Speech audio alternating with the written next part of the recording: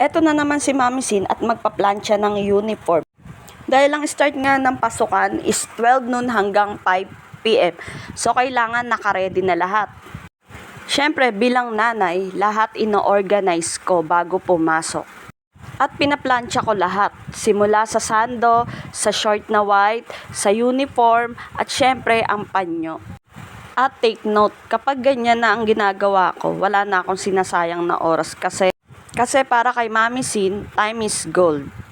At sa part na nga niyan, uniform na ang pinaplancha ko dyan. At alam ko nakikita nyo, nasa lapag lang talaga ako nagpa-plancha. Wala namang kaming kabayo na tinatawag. Fast forward na nga at ganyan ko i-organize ang mga gamit ng anak ko bago siya pumasok sa school.